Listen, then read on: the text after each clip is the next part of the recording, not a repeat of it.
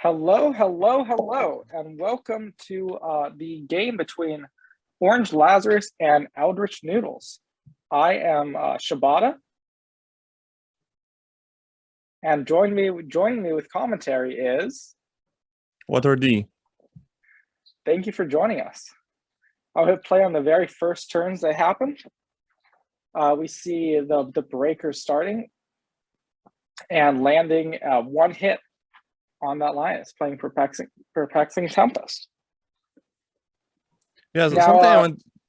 Go for it. Yeah, they're playing. It started very aggressive. Takulu playing, which I actually am not fan of. I think the reason this is a matchup for breakers is because when breakers play defensive, Abu really can't do that much about it.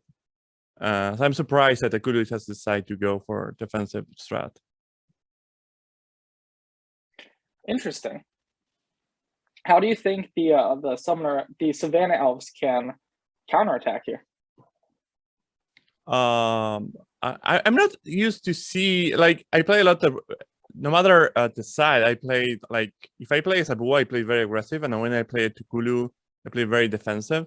So this dynamic is very unusual for me. So I'm not sure what I should do here when Takulu plays aggressive. I would have to think about it.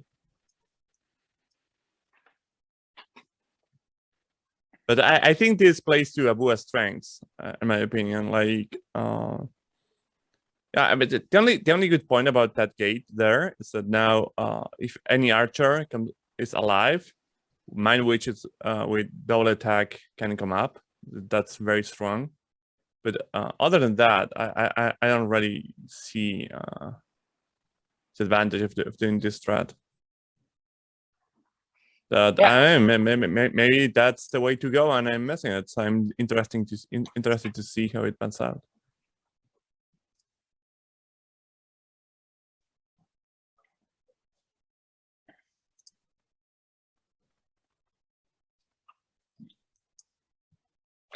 For the backstory of this game, this is the final match in Shibata Bing Shibata Boom 3. This in the singles bracket. We have Orange Lazarus with the Breakers playing against EldritchNoodles with the Savannah Elves. Now, if I remember correctly, the series has already been decided because this is a best of 3, and the previous 2 games have both been played and both won. Oh wait, hold up. Oh, never mind. They just didn't update it. Yeah, we are joined right here. We have a little bit of an audience coming in. Welcome.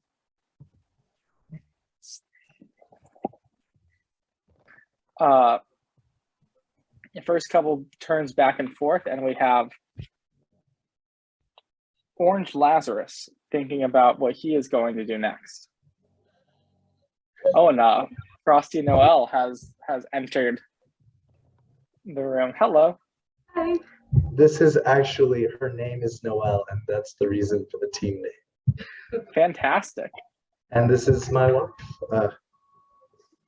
Hi. Yep. So all right, this is recorded. I can try to edit this part out if you don't want it. Well, no, we're totally fine with it. I didn't give names on purpose. I can mute myself if you need. Although I won't do much talking anyway because I'm getting over a nasty flu. Perfect. Well, I think your name's listed under the. Oh yeah, I know. Now you know. Iantic's true name is Ian Broom. Whatever. You can edit that out if you want, but I'm pretty sure. Yeah. Now, if you're comfortable with it, I'll leave it in. Yeah. In the meantime, back to the game, we have the Deceivers advancing forward and sort of trapping that archer with Stupefy, making it really hard for Abushi to maneuver. Who would you attack with that second Deceiver here? If the Mind Witch doesn't kill the archer. Well, I would kill the archer, but the benefit of keep it. No, I don't know, because if you keep the archer alive, your Mind Witch will be very strong. Which here's what I was talking about, that the big advantage of having the forward gate is now the Mind Witch are becoming very strong because they can copy archers. So I think this is working great for him in that sense. So I don't know. Maybe he shouldn't kill the archer if the mind witch didn't kill it, but since it did, yeah. Now Looks it's like going it's to a be moot very point. hard for Abua to summon any border archer here.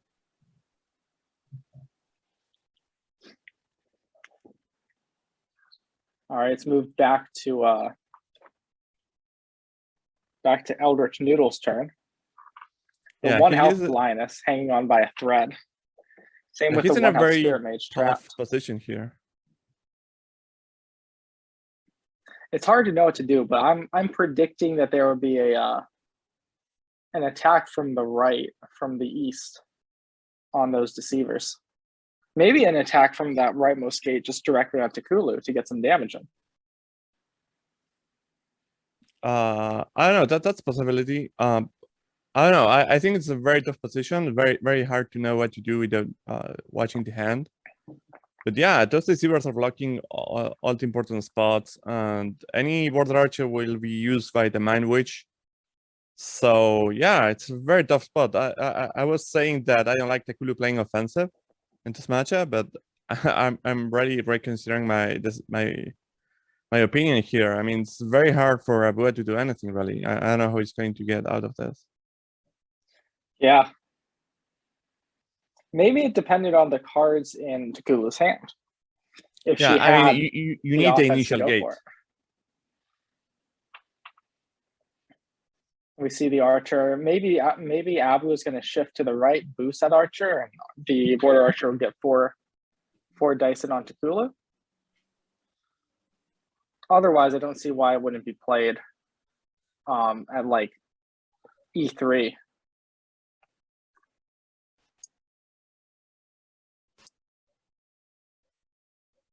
It's interesting that he decided to use the archer instead of attacking Takulu to block the gate.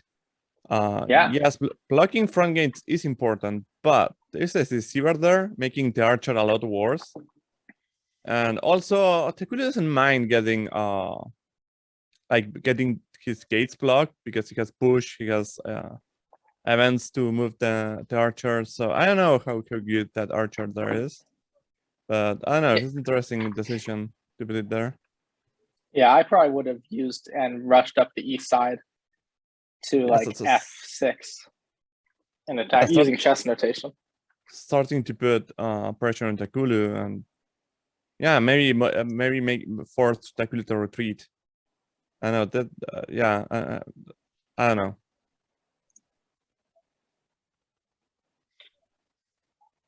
Interesting game. Maybe I was going to shift to the left here.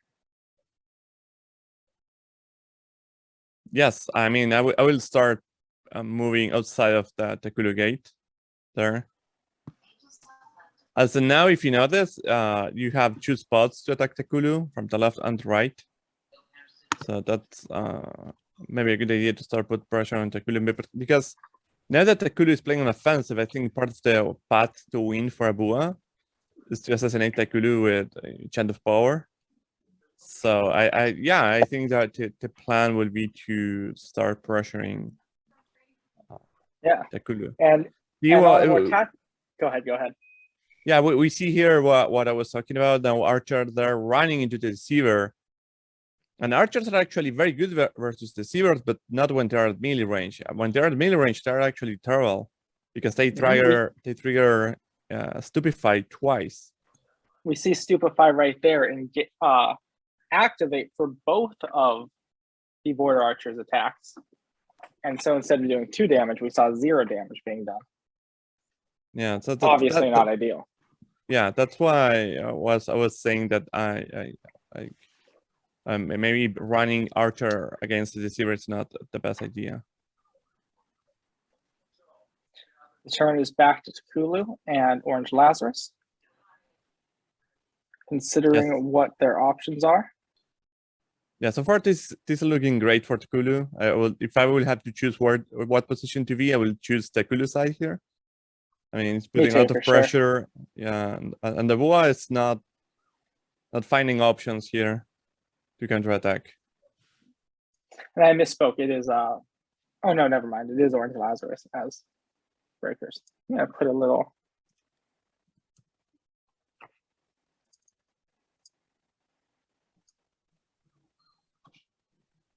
sort of indicator here so you can see who's who.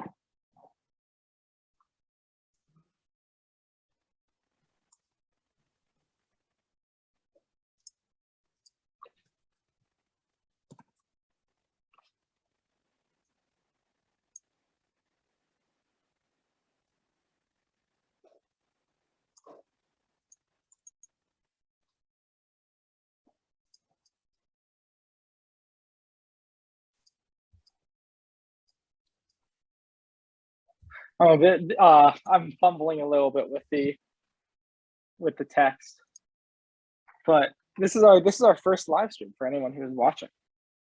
The first attempt we've ever had for this sort of live commentary of a Summoner Wars match. Now Takulu just use Wine Mage to block the opponent gate, cornering Abua even more. Right now, Abua is very cornered. Options are getting more limited. I think really Takulu is just doing a great job here. That's true, with that unlucky miss, only one attack hitting on the archer gives the archer a chance to prepare and then swift shot Takulu directly in the face here. So it's far from an ended game. Yeah, it needs a lot of cards to be able to pump that archer, though.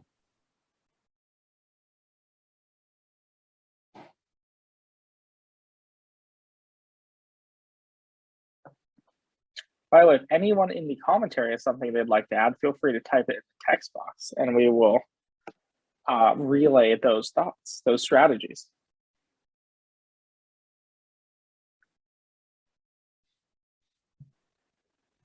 No pressure, obviously.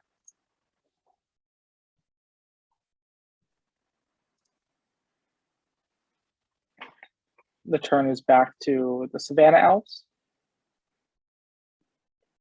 If Abua has a Chant of Power in their hand, it would look very, very different game than what we're seeing.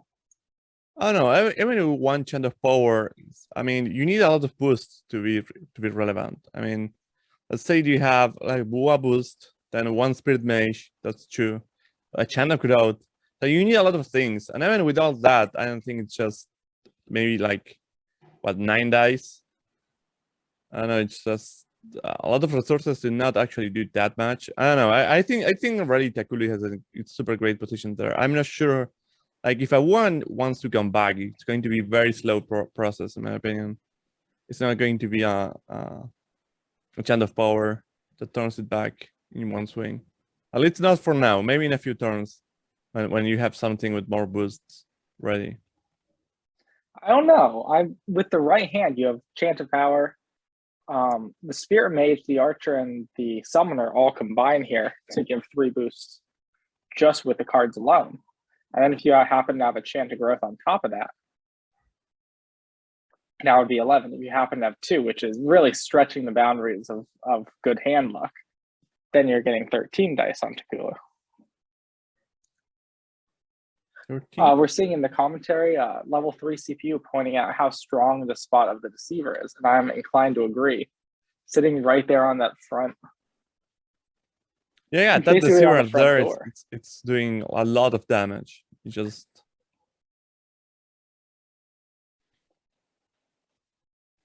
Abua coming into the fray, deciding to use that 5 IV.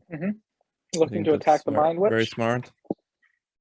The Archer prepares, Spirit Boost on Linus, and we have one more move, likely deciding where the Spirit Mage is going to go and who it's going to boost.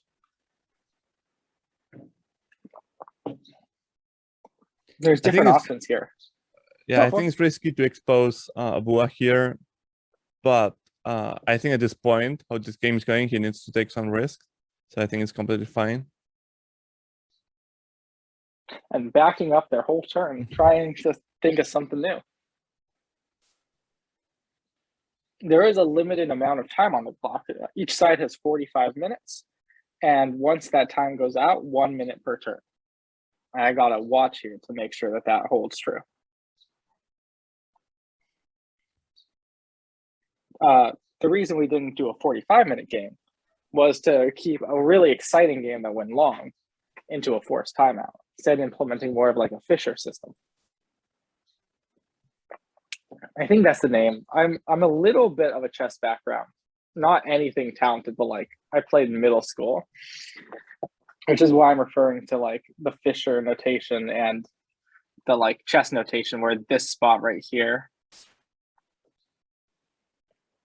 I'm referring to as like A1, B1, C1, D1, E1, F1, and then A1, A2, A3, A4, A5, and so on. So if you hear us talking about the archer going to say E4, then that would be what we mean.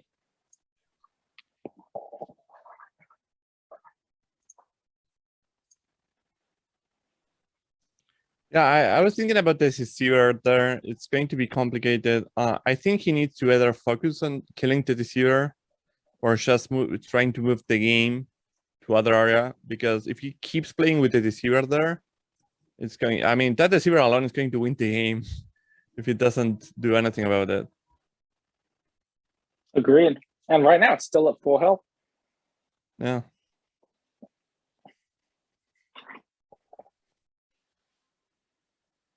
This is a big roll, and it connects.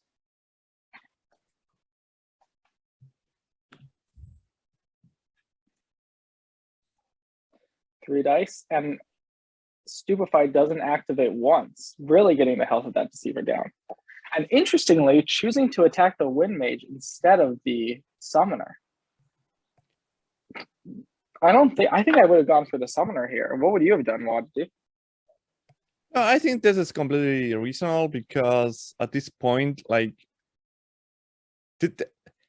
as at this point, the game is in a tempo situation. Like, tempo is important, and I think Takulu doesn't have that many magic. So every unit you kill, it can be like something that maybe Takulu can replace, and maybe you can use that tempo advantage to come back to the game. So I think killing the Wind Mage will put more pressure on Takulu's hand to just pooping more units. And I think that's more important than trying to lower Takulu life. I don't think Takulu is having that much impact on the board as like having more units. So yeah, I think it's completely reasonable. I understand the appeal to attack the summoner, to just try to get him into channel power range. But I don't know, I personally, I will go for the Wind Mage. But I can see the value of just going for Takulu and trying to put the game into channel power range. We're seeing in the commentary, Eantix agreeing with you, agreeing with the Wind Mage play. And level 3 CPU pointing out that this, regardless of whether the archer attacks the Wind Mage or the Summoner here, this line of thought was much more effective than the initial line of thought, where Abushi comes out and exposes himself to the Mind Witch. That guarantees the Mind Witch kill, or close to guarantees it, but puts Abushi, who only has 10 health to Takulu's 13, in much more risk. I'm starting to like this idea of attacking Takulu, because yeah, right now the Mind Witch is coming out with swift shot are doing a lot of work. So yeah, I don't know. I think I'm gonna start using this strategy of putting my gate forward with Takulu if I have one, instead of playing defensive. I'm only going for the defensive strategy if I don't have a gate, because yeah, the pressure that gate's putting with Mind Witches, copying archers, is a lot. And yeah, well, isn't handling it well right now. Mm-hmm. Keeping the archer at 1 health allows for a swift shot through the archer to the lioness by the Mind Witch. Or if the Wind Mage, because if the Wind Mage, that wouldn't work, because if the Mind Witch kills the archer, then the archer's ability goes away, and so does the Mind Witch's swift shot. So it's a little bit of a catch-22 on the east side midfield.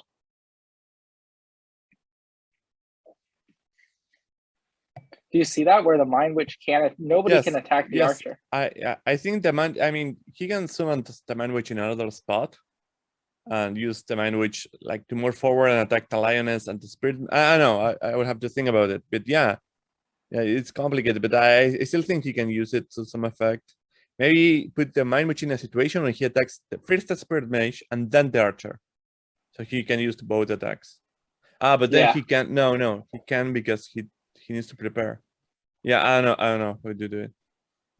And we see Orange Lazarus waiting, thinking about his moves. It might be that they figure out that that's an option and undo and try a new Mind Witch positioning, because putting the Mind Witch at C5, putting it right here, still keeps it within 1, 2, 3 spaces and allows Mimic to activate to copy, prepare, and Swift Shot. It looks like we're going forward and moving on to the attack phase. And here it goes. Wind Mage attacks Lioness. Ooh, and gets the push kill right there. Wind Mage finishing off this Lioness, or not. Deciding what to push. I would expect the Archer to get pushed to the left to allow the Mind Witch to attack the Lioness. I don't even know if he wants to kill the Archer because it's doing more work for him than. That's true, but he chose to roll. Yeah. And takes down the Lioness, takes down the Archer, shutting down the Mimic possibilities, and allowing that Lioness to continue to build up boost. Yeah, I think I'm not as on the level of play as Orange Lazarus, but I think that was a mistake. I think he forgot. Honestly, I think he forgot. I think he forgot. I mean, it happens. It happens to the best, clearly. Yeah, because if Swift Shot keeps around, then that would make sense as the play, because you just get to attack the Archer and the Lioness. Yes. Right now, Orange Lazarus is like kicking himself.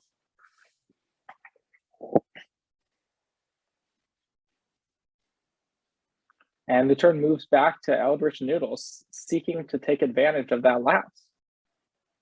Maybe not. Maybe he didn't forget. Maybe this play was reasonable after all. I mean, he missed attacking the Archer, and yeah, I don't know. But then why will he copy the Archer? He will copy another unit. Yeah. So yeah, I think he forgot.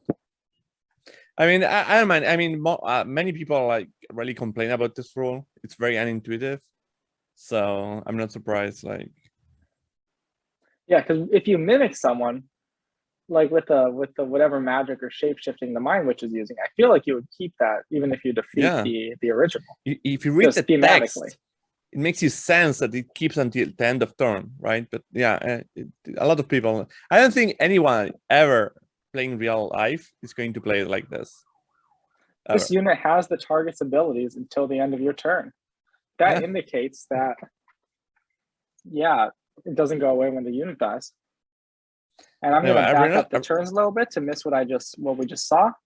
We see Abushai's shift boost the Rhinoceros, and the Rhinoceros move through the common units and finish them off, despite taking some damage from engage in the process.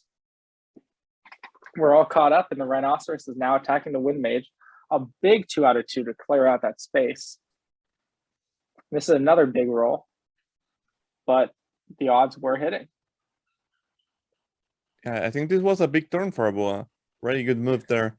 Rhinoceros cleaning up, finally removing that deceiver, just recovering the front spot from the gate, putting the Lioness in a decent position despite it's going to die. Yeah, I really like this turn. This was a good start to do a comeback.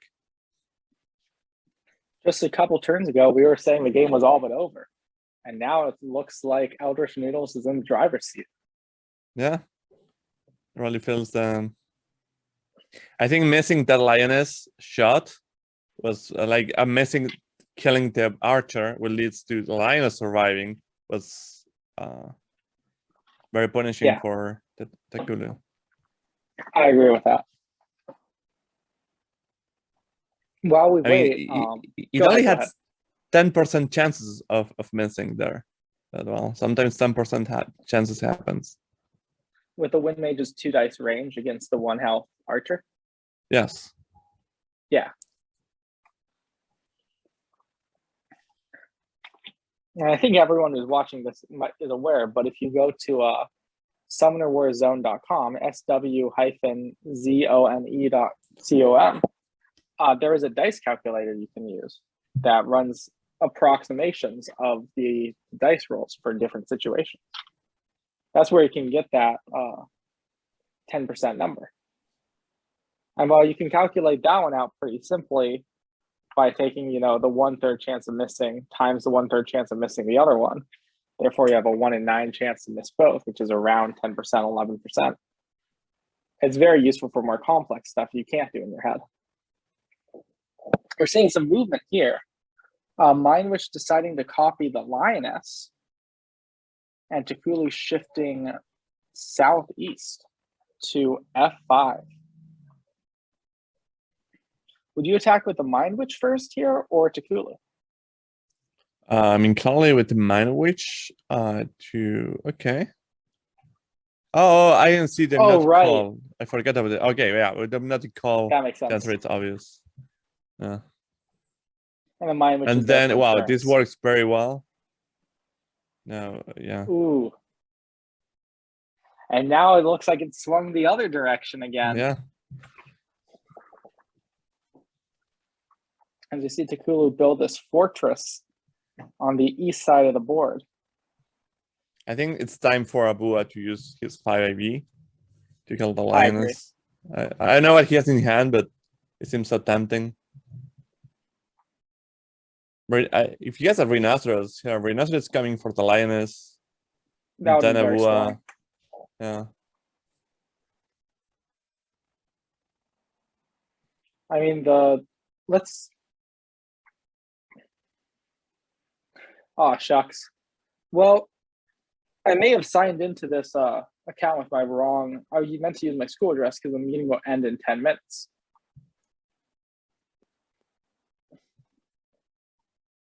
Nope. So we're gonna pause the match here, and I'm going to remake the room on the correct account that doesn't have the limit here. I apologize for the inconvenience, and you'll see the link in the Summoner Wars Discord very soon. Thanks for tuning in, and we'll be right back.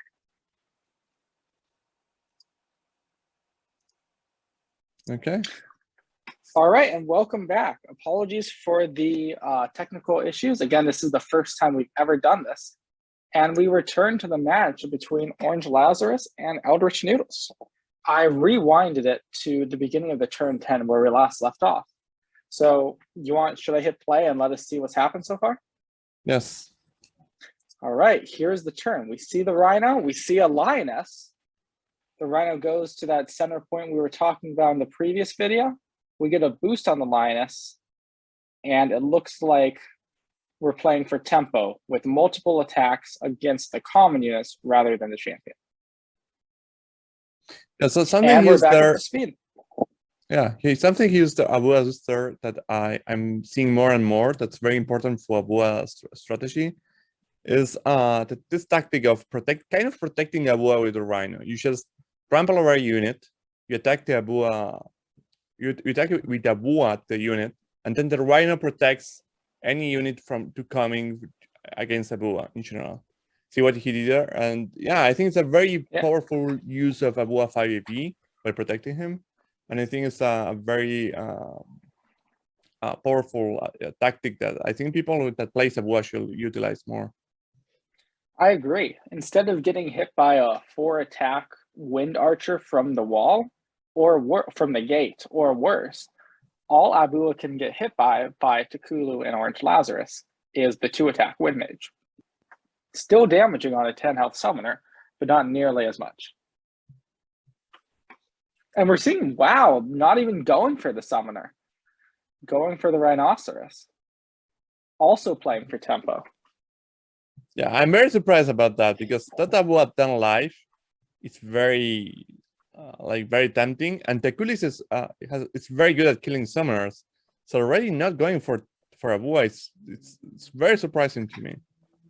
But I know Takulu has been surprising me. Orange Lazarus has been surprising me the whole match, and proving in general why he's actually better than me. So I'm just going to try to learn why he decided to do that. Yeah, because I think that play was better than going for the summoner because it allowed for the wombo combo of getting that defense around Takulu.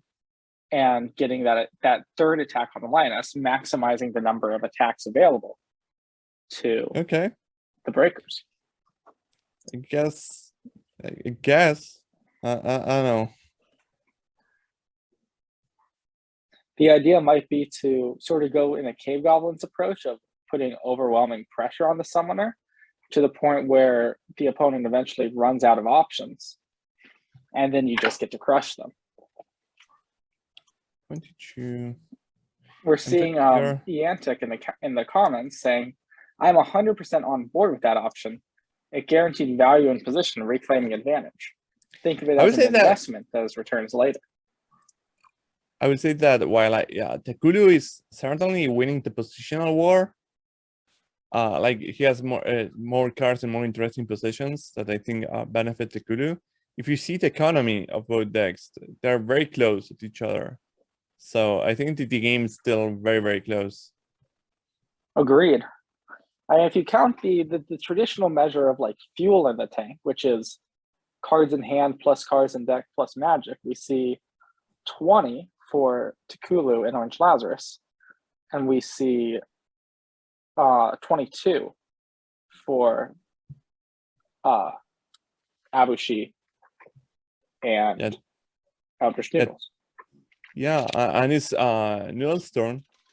And Tekulu has a little more in the board, but yeah, it's the turn right now. The initiative is on Abua, so I don't know. I think maybe Abua is slightly winning. I don't know. It's super close. Abua has the turn advantage, and it's going to get some more magic when they take down the Wind Mage and the Rhino. Both of those are on pretty low health. Yeah.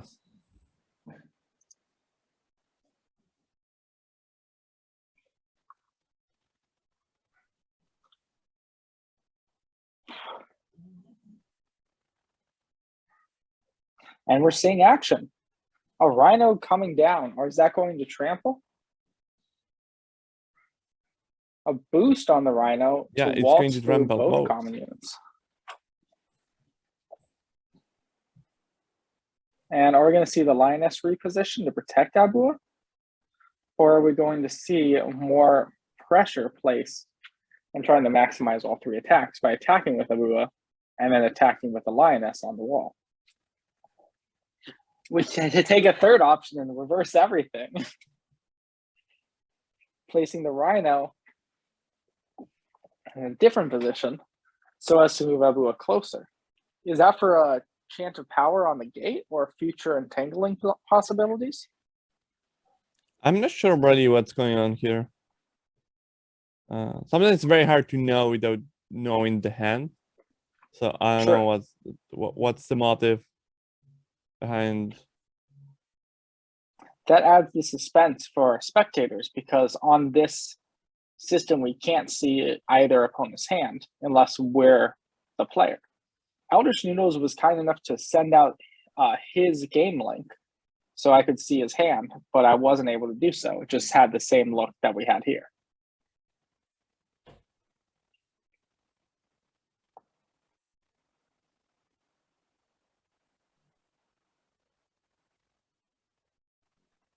It's actually, to give a little bit of history, it's a lot of anti-robot protections that they have, because the Plaid Hat Games website was a target of spam bots back in 2017. Not a direct targeted attack, but like an automated system that hijacked the servers and used them to send out various, scams and spam. We see an attack from the Lioness first. I thought Abushi was going to attack. Yeah, because now there's only 2 of the 3 attacks are used. Yes, I'm not sure about that move. I wonder if it's the time pressure getting to the competitors, how they're slipping up and making mistakes that they don't make when they have hours and hours per turn. Well, definitely that when you are not used to have a lot of time to think, yeah, you're going to play different for sure. A lot of people there, I said, the Polar Dwarfs wouldn't be so strong if we wouldn't have 25 minutes to think the whole turn. True. Levels 3 CPU commenting that it might have been because the Lioness could not have boosted on the gate Yes. as momentum. That's very reasonable. Oh, momentum it is. This ability will not activate when it's attacking enemy structures, only enemy units. Yes, that's very reasonable. I was thinking that right now a mind control will just take out control of every unit, but Good I don't point. know how useful that is. I guess it will be very useful actually. I mean, you get to focus fire Abuef with minimum 4, 5, probably 6 dice Yes. with moving the Lioness. So actually, sounds very good. So you activate momentum on the Lioness, but I guess that's fine because it's capped at that point. Yeah, Antic posting mind control looks great here, and I agree. You could, I mean, all you need is 2 movements. Let me get the annotation. You bring the Rhino down right here. You block up with the Deceiver here. That gets you slightly less damage on Abu, but it sets you up where you cannot be counterattacked in return. And you can trample your own units, right? Yes. So you will trample the Lioness. Yeah, mind control sounds awesome here.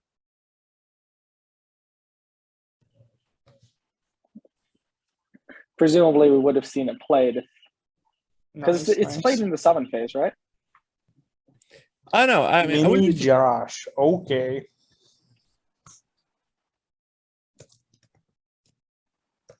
I'm gonna mute Aaron. Feel free to, if you have anything you want to say, type it in the chat. I think there's just like some background noise that was picked up on his mic there. I'm very surprised that he doesn't have mind control because when you play Takulu that offensive, you try to keep both mind controls because the idea of playing a Takulu so offensive is to find those mind control turns. So he has only 9 cards left and he didn't pick any mind control or discard them. That's weird. But okay, it seems he doesn't have mind control, so. We're seeing the swap on the Rhino. So again, protecting the sort of eastern flank, using Donkey's advice and sitting in front of this gate right here to prevent counterattack. Use your opponent's gates against them. Yeah, probably waiting for that mind control, maybe even both, to show up to do his move. So just Takulu is stalling on defensive, just waiting for mind control, I guess. You see, I'm curious how many cards were discarded there. Maybe we are going 1. to see Gwalwark at some point. That would be That's interesting. possible. It's another unusual. It's not an usual champ to see, but in this situation, it looks pretty good. And with 6 magic, that's exactly how much you need to summon Gwallark. I don't remember who, saying that there are 2 types of Breakers players, Golden players and Gwallark players. And I guess we'll find out which one Orange Lazarus is. I'm pretty sure he's both, depending on. I mean, that's the best way to play, is not to have a style. I think he's failing at one. I mean, most summoned champ is Kalal. I play Takulu quite defensive, and the Kalal fits that. So I guess there's a 3rd type. Makes sense.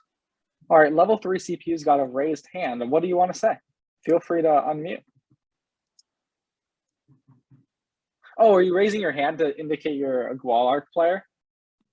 No, yeah, I made that comment about Gwallark Gildoon. Oh, and gotcha. Water, you're in good company because Massimo is also whatever the 3rd champ is player. Kalal, Cool. the forgotten one.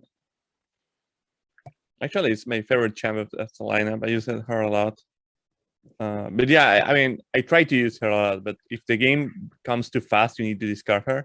But I like to play slow games where she shines. She shines where the game goes super slow and you have all the time to abuse her. And yeah, I try to push the game in that direction. So yeah, I guess I'm a Kalal player. But yeah, I think in this situation, I will be happy to have Gwallark. But I don't think 6 magic is enough because you need Golark and 2 more magic to summon more units, because Golark alone doesn't do anything. So I think if you have 6 magic, Golark is not really a threat. It needs someone else to come along with him. So yeah, if I'm Abua, I'm not very worried about Golark right now. It is notable we're pointing out Golden Golark or Kalal, because when you play the Breakers, you very rarely have the magic to summon more than one champion. Speaking of champions, Makenda Rue is coming out and putting pressure for EldritchNoodles. And are we going to see Makenda Rue's swift shot fire into Taku? Abushi is staying aggressive, Yes, using the definitely. lack of damage on him to his advantage. That Donkey says that Makenda Rue is the most important summoner champion, against Takulu, and I agree. And the reason is you can finally have swift shot without making opponents mind witch like glass cannons. So yeah, I think summoning this champion is very important in this matchup, and especially in this situation. Yeah, because the mind witch can only copy common units. Yes. We got some more comments in the chat. Level 3 CPU pointing out how the Linus is getting the heck out of mind control range, which is smart with that boost. And Eantic pointing out how Makenda covering the gate is also helping out the Savannah Alps position. Use your opponent's gates against them.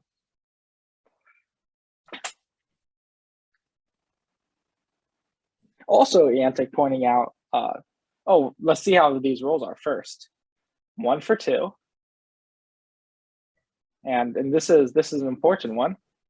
Another 1 for 2. A little bit worse than what you'd want.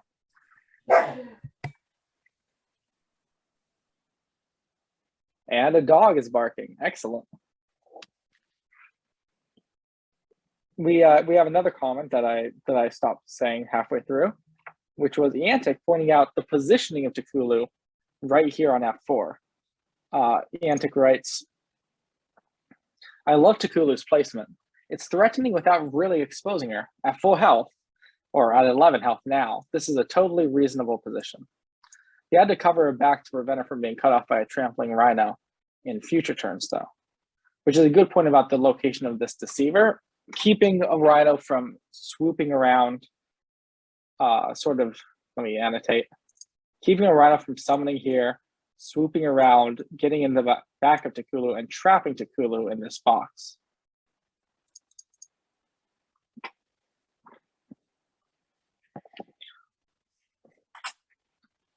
We're going to see now, how do you predict Takulu is going to respond, especially with the additional pressure Makenda Rue and the sitting duck Abushi on E2 with this lane?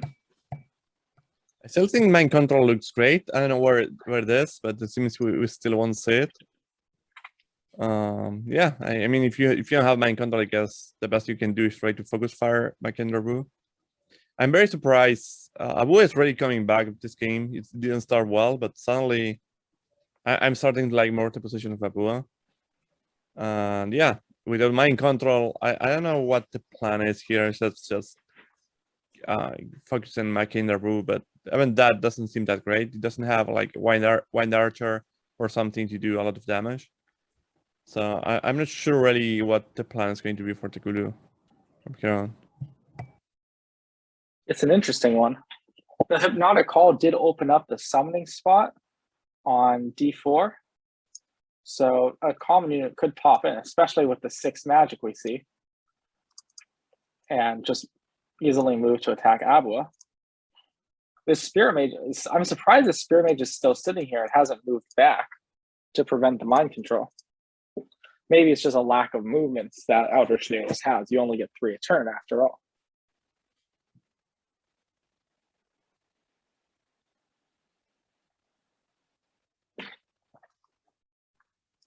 And the time's draining. We're seeing, I think this clock right here is inaccurate because this is the sum total for both games, whereas EldritchNoodles clock hasn't moved whatsoever. And we're seeing attacks. Wind Mage pushing the Deceiver. And Takulu, with the hypnotic call damage and a massive 4 out of 4. Makendaru is down but not out. 3 health left and sitting in prime spot for a Chant of Power or just a normal Swift Shot repair.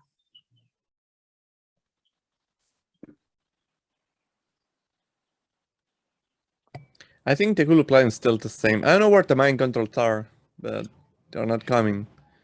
And yeah, I don't think this is looking good for Takulu. I mean, it did pretty good on rolls, and still the Takulu position isn't the best. And right now, I think despite Makendaru next to the Deceiver isn't the best, I think this is a good opportunity for a boy to do a lot of damage. You can just take down the gate, probably kill the Deceiver, and just, I don't know, keep getting ahead in the economic war. So yeah, this is starting to look worse and worse for Takulu. Level 3 CPU pointing out in the chat that an early mind control was likely discarded, and the second one is likely in these 6 remaining cards.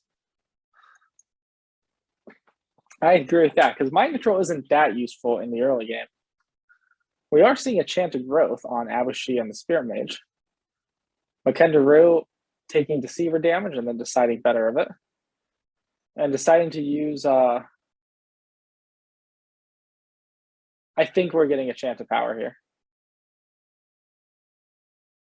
With a boost from the Spirit Mage. A boost from Abushi. 2 boosts from Abushi. That gets Makenda up to 3, which would allow for 7 damage. No, 9 damage on Takulu.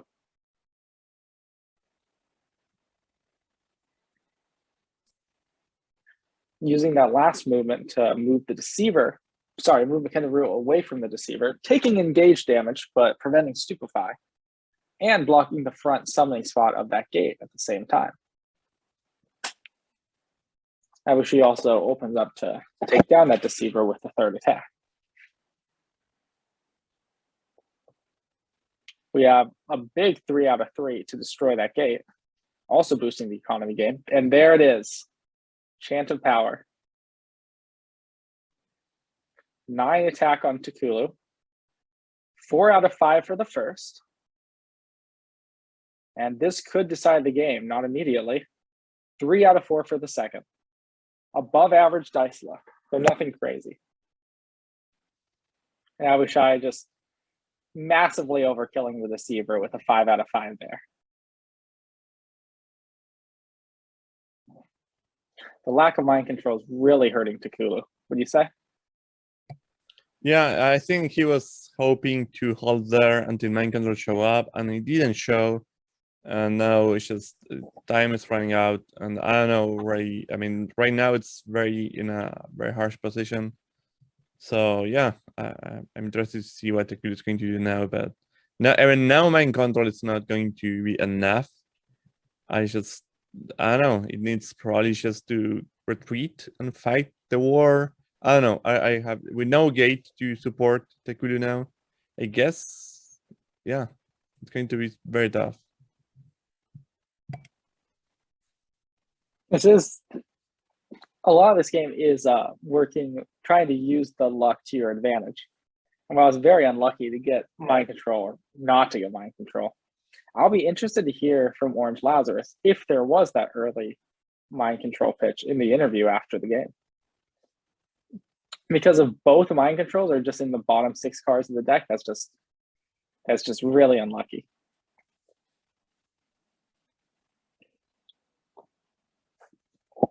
We have some comments from the chat. Let me open them up. Eantic, Abu really hates Deceivers. Level 3 CPU pointing out that there were 4 special bow die rolled out of the 5 as an insult to the Deceivers. And James pointing out that mind control, although it's not as good as it used to be, would still impact Makendaru and the Spirit Mage. I could see a situation where mind control is played and like Makendaru is moved here, Wind Mage is moved here, Takulu keeps the spot and forces the lioness or a rhinoceros to go all the way around to try to get those last kills.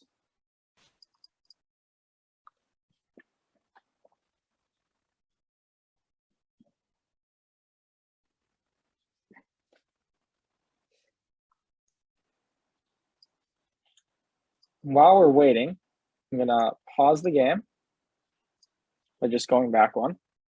And we're gonna try to put this into the game log and see what data we have so far.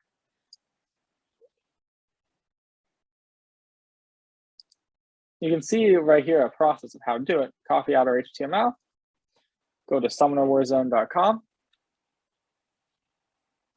game log analyzer, post the outer HTML, hit submit, and let it run.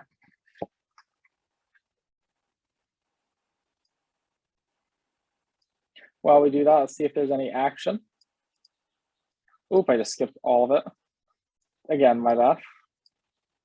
We see a wind archer is summoned.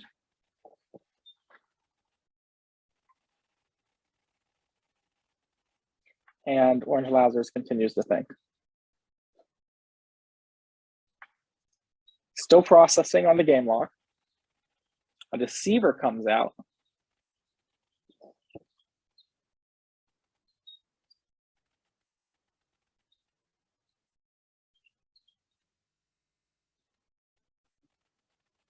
We go to the move phase. I'll skip the game log analysis for now, as something could happen at any moment.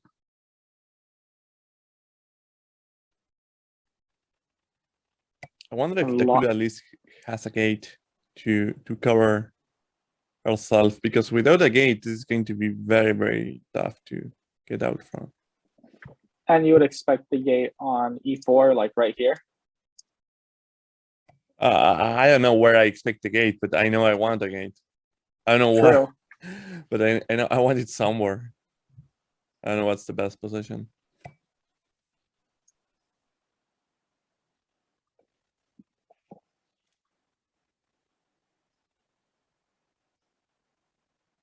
And here's the movement. The deceiver shifting around. Takulu just booking a full retreat. A possible wall down here. Wind mage covering. And there it is. Takulu deciding that mind control is just not worth it anymore and getting the heck out of Dodge.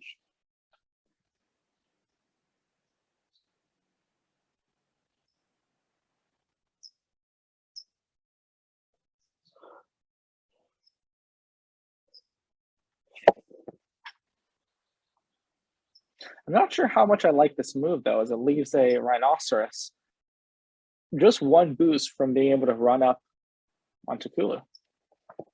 Wind Archer easily gets the kill.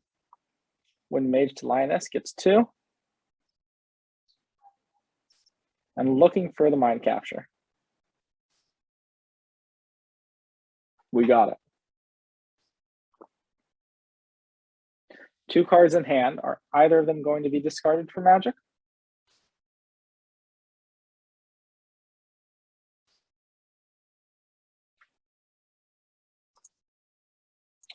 Yeah, Antic posting, what a swing. And we have a Perplexing Tempest. That explains the Lioness move. Although it's still vulnerable to weeding, if it didn't get the kill here.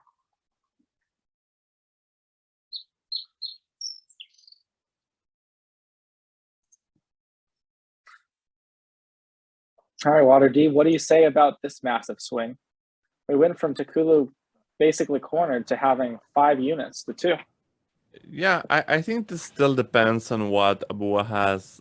Like, I still think Abua is winning despite all, but it depends a lot on what he has in hand and what he can do in this turn.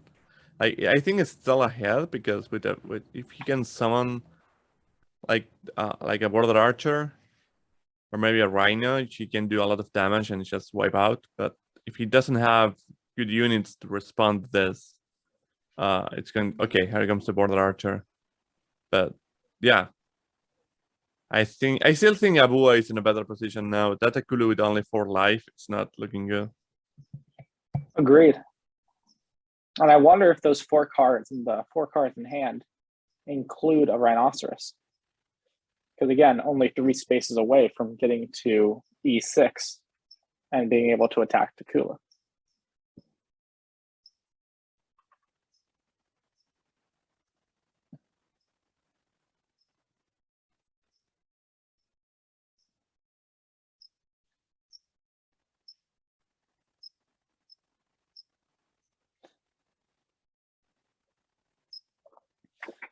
EldritchNoodles trying to decide whether it's better to have 2 boosts on the Spear Mage or 1 on Abushi. In any case, what's obvious is that's all he's gonna summon, and if that's the case, Abua might not be having a great time next turn because that Wine Archer is alive. True. Yeah, I think that's going to do a lot of damage to Abua no matter where he goes. So yeah, it's going to be rough for Abua next turn, I think. I mean, if Abua moves up and Takulu has a Wind Archer in hand, they can summon it on F4 right here. If Abua moves up to here, a Wind Archer could get summoned here, use Swift to get here. This Archer comes in, and that would be 8 dice, 4 from each Wind Archer. That's what, yeah. I think he noticed that and decided to go for a safer route. And no, oof. Oof. That's a bad miss. That's a bad miss. That's going to hurt a lot.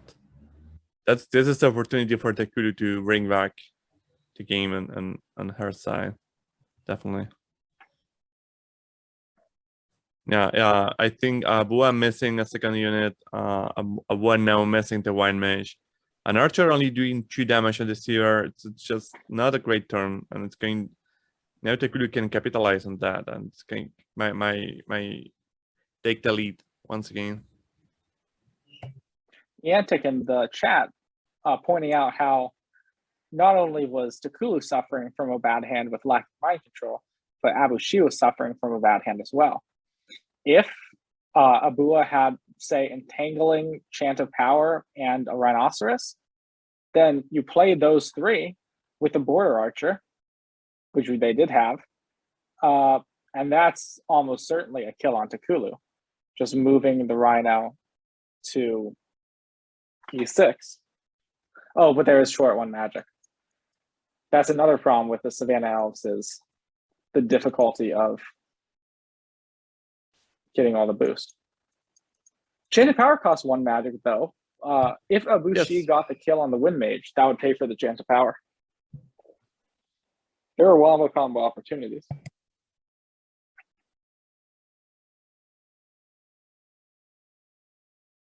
Well, moving away from speculation and back into reality, or at least as reality as Summoner Wars gets, we have Takulu and Orange Lazarus deciding what to do to punish Abushi for that miss on the Wind Mage. What would you do in this situation? Obviously, I'm trying your units. I'm trying to. I will sacrifice the Archer, kind of. I think I will try to put a lot of damage to Abua, but I think playing the Archer safe and just trying to do hit and run and hit and protect is actually very good. And I think he's going to go for that, protecting the Wine Archer, and I think that's very reasonable. And yeah, it's going for that. Only 2. Simultaneously avoiding that Rhino rush that we were talking about last turn by putting the Wind Archer on e6.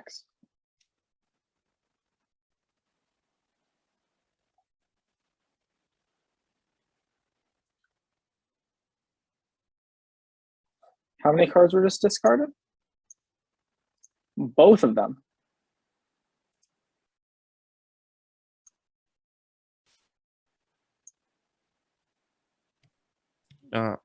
Orange Lazarus riding on the final 5 cards. Finally, so he already saw his entire deck. I think this we are on the end of the game of this matchup, and yeah, this is very, very close. I have no idea who's going to win or who has more chances. This is like a 50-50 for me. I mean, anyone can win. It's definitely close. I'm hesitant on giving the edge to either side, but if I had to pick one, I'd say the breakers are in a stronger spot here. Because they have that 6 magic. That looks like a Golden summon to me. And Golden is a huge economy play when your opponent lacks the ability to one-turn kill him in response. I would kind of agree, but this is Abu, and Abu has the initiative, and I think he can do a lot of damage this turn very easily. True. Like if you see the life of the units, he has 4 units, but almost everyone is low life, so he can wipe here, and that's going to be. I mean, Tekuru is low life, so I think for that reason I actually will say Abu is winning, but obviously it depends. It's so thin that it depends on doing a good. The turn Rhino here. helps. Rhino is going to help a lot. Yeah, he can just do a lot He of put damage. it back. He put it back, but I would be shocked if the Rhino wasn't seeing some use on this turn. Yes, I agree.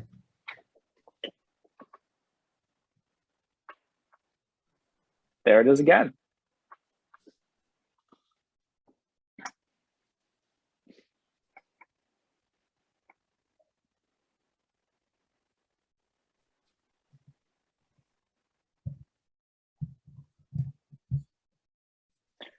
It has a safe way to protect Abu with that turn, but I think EldritchNoodles is looking for something more impactful, more explosive.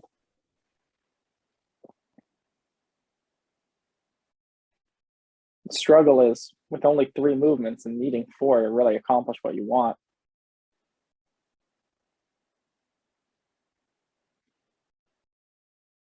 Trying to take down that Wind Archer, the biggest attacking unit on the opposing field. Yeah, I'm sure Eldritch here is sad that he doesn't have four movements. He can only move 3 units. I'm thinking what to do with that. It is interesting. I don't know if it was intentional, but having that Spirit Mage as a back pocket to use every extra movement in the previous turns.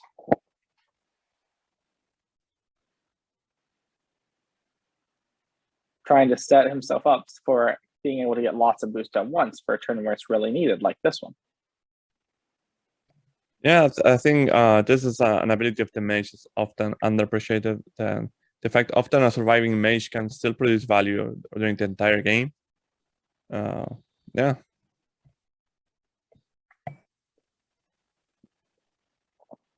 It's definitely a tough tactical decision, though.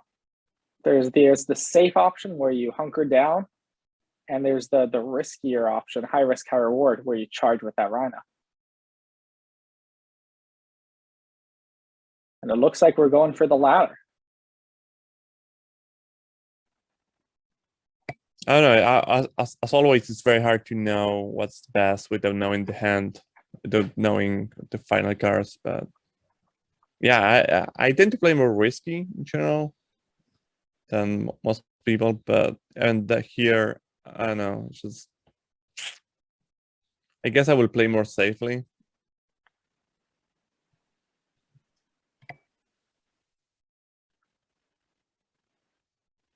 Really boils down to how much damage you think Tekulu can do to you in response if you leave your summoner with that open spot.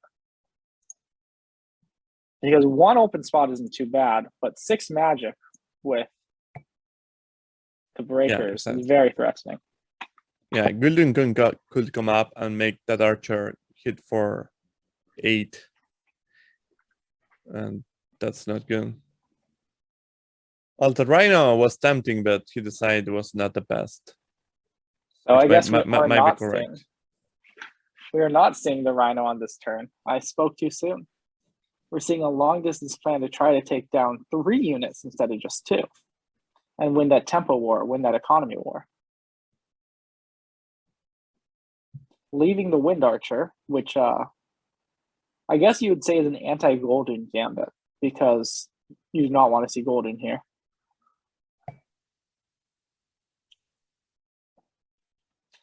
That getting that hit was very important. That had gone 1 for 4.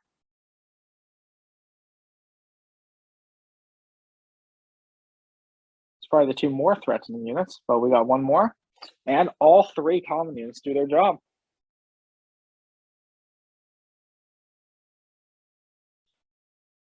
Yeah, and this is why I was saying that I prefer the Abua side, because yeah, I expected something like this, just a wipeout. And suddenly, yeah, it doesn't look so good for the Kudu. Definitely.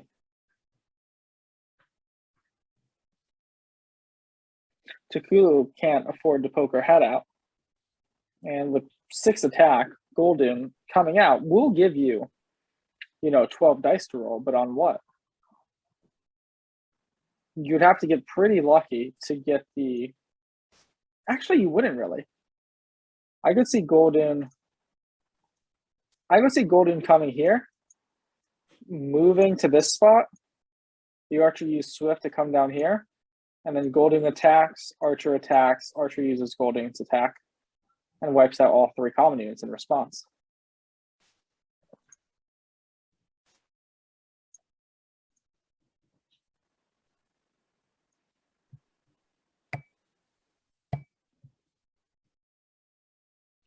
I'm trying to think. Yeah, I know. It's a very tough situation for Tikudu now. Especially because Bua still has 6 magic on 5 cards.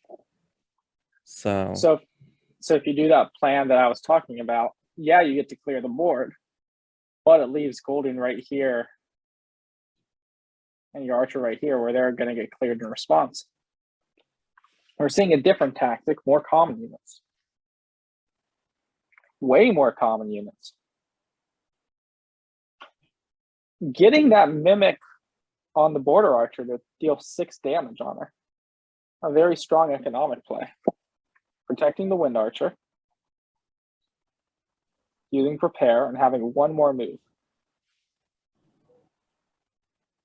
Wind Mage or Deceiver here?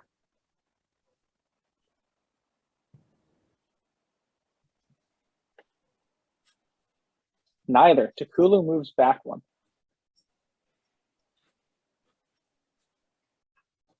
Or not.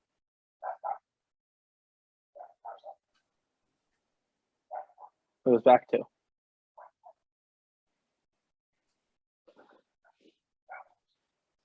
Unlucky roll. We need all 3 of these to hit for this trade to work. Just barely misses it. yeah, that's hurting a lot. The Wind Archer does her job.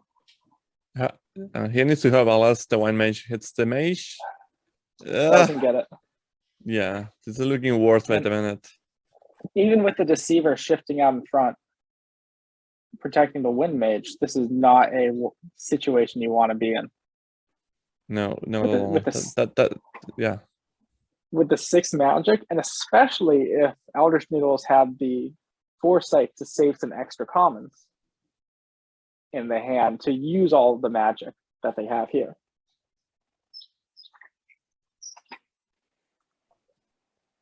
Because EldritchNoodles, go ahead. Yeah, now that Bua position looks extremely good. Like even if it doesn't have like great cards, just anything, just at this point, just going to it's going to be very hard to not be enough to wipe most of the Kulu army, and then translate that into pushing for the win.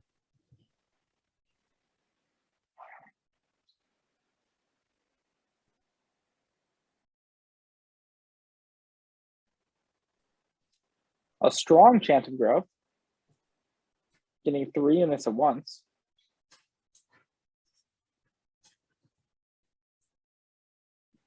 A very healthy Lioness. Although I'm surprised that boost didn't go on the Rhino. Well, I mean, the Rhino has enough to get to the Archer, which I think is what he wants, so I think that makes sense. True. But with the boost on the Rhino, he could have taken a different path. Instead of going directly up this way, he could have gone this way or forking this way, and done 2 trample damage.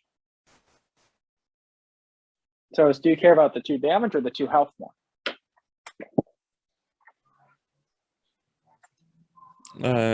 I guess, I don't know. I really don't know. I think either option is fine. These are the tricky questions that give Summoner Wars its strategic depth. Because one of the 2 is the right move, but I don't know which one it is. Well, yes, that's why I find the game enjoyable, because I play a lot and still a lot of times I'm like, I don't know. A very unlucky miss there. Yeah, Tekulu is very, very happy there. Just having a chance. Wow, the archer just imagine a miss, another miss there, and suddenly Tekulu. Wow. No. Sally, a sure win is turning very bad. He's getting into the funny territory. Tekulu getting a last hope. This is what basically what needs to happen for Tekulu to have a chance, and yeah, there it is. There it is. Even with only 2 cards left, 4 magic left, that none of the Breakers comments went down. All 4 are still alive. Yeah, all of full alive. Archer with only 1 life is still super dangerous because he can survive a lot with the range plus my 1 mage. So the Mind Witch can now use Swift Shot to do a lot of damage. Yeah, this is a big opportunity for Tekulu.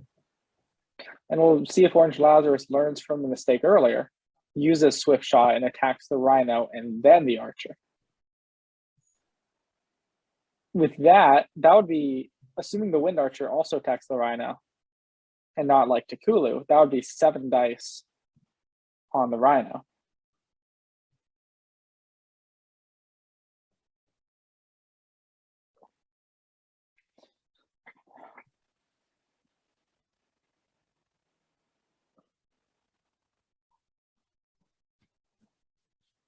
In comments, we got Yantic, karma for Heartbreakers for all the times they whiff. That's fair. They're the Heartbreakers in both directions.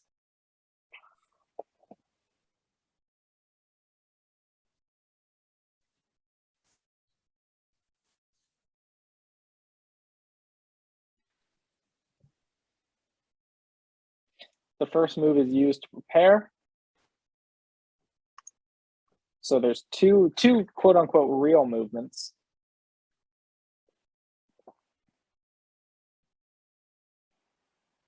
I could see the Archer shifting back. I could see Tekulu coming in to try to mind control the Rhinoceros. I'm pretty sure mind control is already both into this card pile. I don't see any reason for Tekulu to keep mind control at this Sorry, point. mind capture. My bad. Okay. I misspoke. I meant to refer to this ability. Okay, yes. I don't know what hand is from Tekulu, but I assume it's the champ and a command or a blast. I mean, I don't know. For sure, a command is there, a champion is there, and then probably, and then I don't know. Golden's worth 6, and well, first, that's very good luck because now you have almost guaranteed hits. 1 in 27 chance of missing these. Gets the first one, barely. And gets the second one, no problem.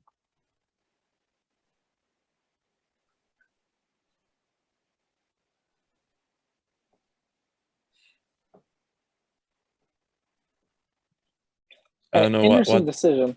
Yeah, I don't know what the push is gonna be. Huh. I think that's reasonable. Yeah, it makes sense.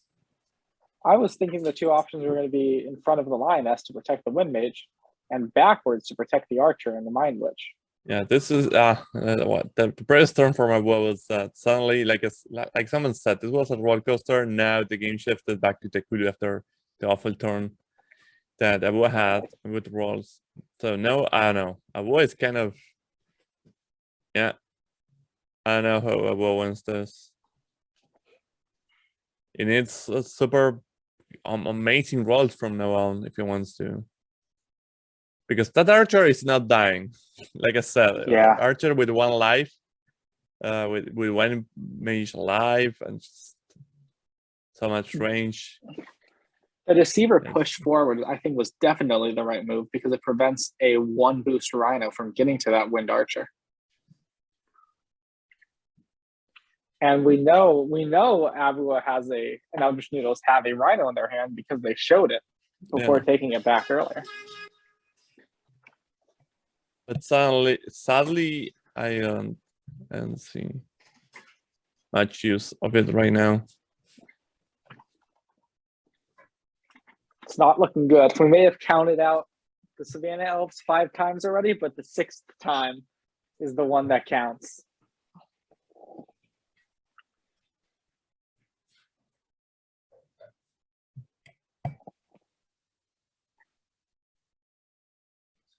While we're waiting, I can take a look at the now outdated game log. And we can see that for a long time, this was back when we thought the Savannah Elves had a clear win. There was just this abysmal hit-miss ratio on the breakers, the heartbreakers, along with a more respectable hit-miss ratio here. Clearly that turned back around in the later stages of the game.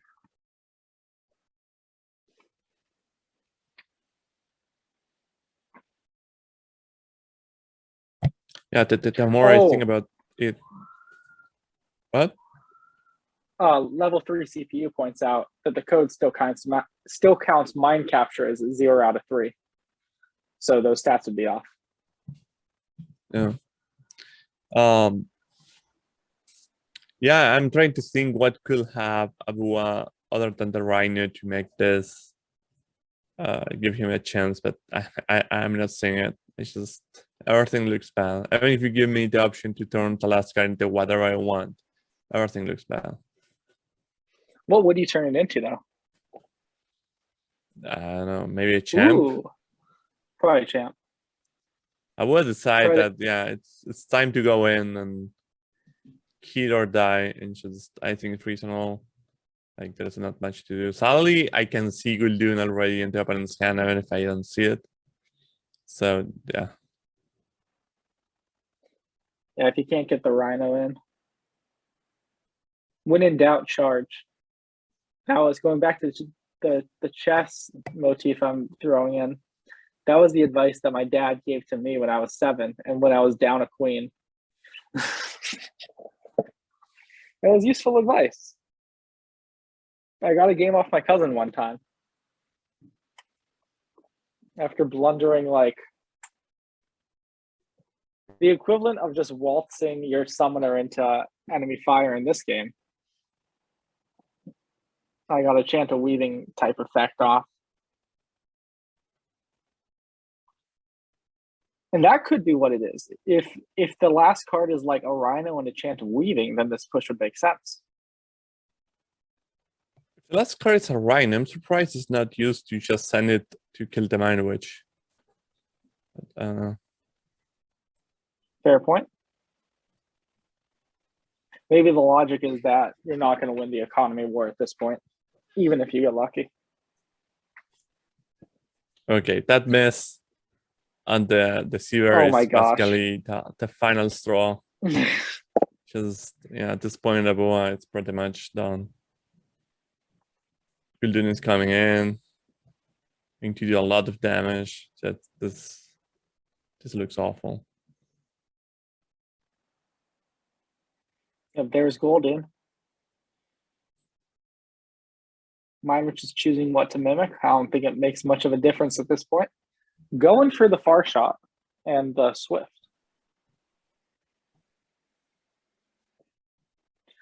How far does Gul'dun's ability reach? 3 spaces.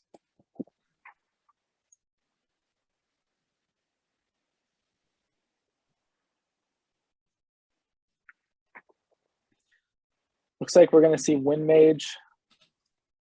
My prediction is Wind Mage to Lioness, pushes the Archer in, Archer to Lioness, or Gul'dun to Lioness, and then Archer twice to Abashi.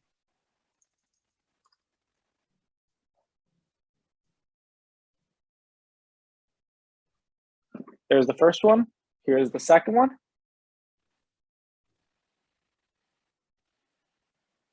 Uses telepathic command. 3 hits, and with the right dice lock, ends the game right here. And that's that. And that's the luck. But yeah, even if it miss, I don't see much going on for Abuas, so better to end it quickly. Well played to both competitors. I'm very glad that we saw a game as back and forth and exciting as this one for the first commentated game. And thank you for joining me.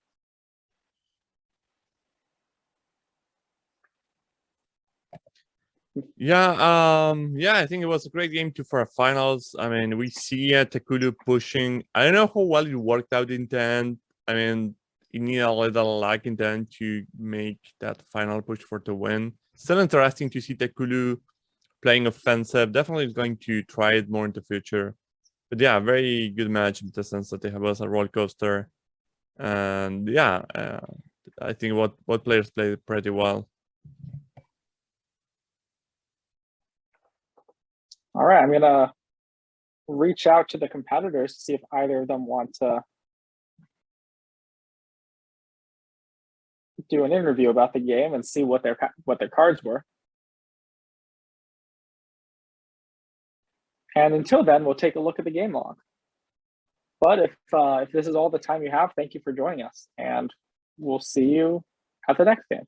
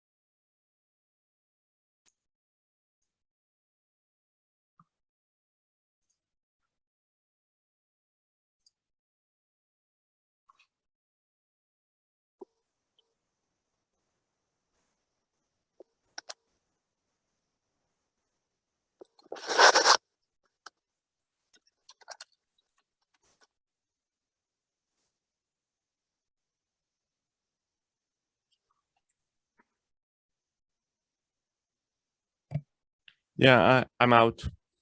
Bye. All right. Thanks, Water. You guys hear me? Yes, we can. Pretty wild finish there. Definitely.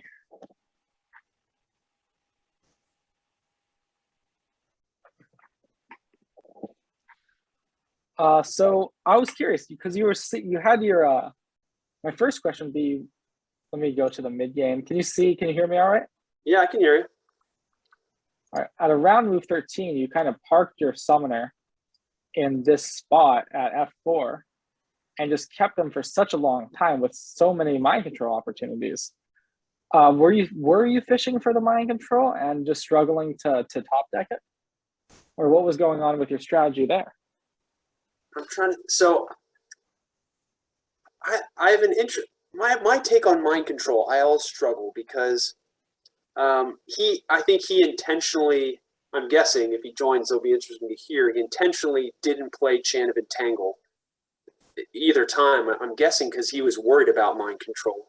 But with mind control, I always worry about the economy of it because you're gonna spend the card and get in a few hits, but he keeps both his beefy commons and now gets to summon even more commons. And unless I can take a decisive blow or do some real damage, especially against Savannah Elves, I worry about mind control because it just the next turn he can double down on commons and just have an oppressive front coming at me. So I kept it in my hand for a while in case he used Chant of Entanglement so that I could then turn that against him, but he never played it. And I think eventually I just discarded them both because there was just never that great an opportunity where I felt I could get the bang for my buck out of mind control.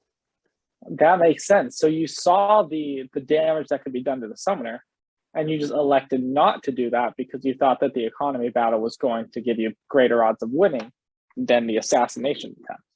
Right. I feel like especially my range dice, until the very end, my range dice wasn't going real great for me. So if I had a turn where I didn't put any damage on his commons, I felt like I'd really be in the hole. So I elected not to, even though I had the opportunities.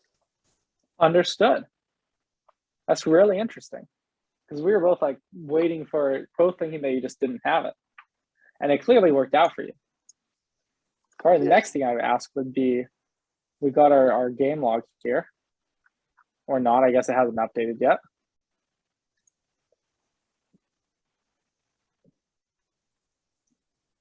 There we go, now it's running. But we will soon see the statistics that we had for each faction. Did you go into this game trying to win an economy war? Or did that happen as the game went by?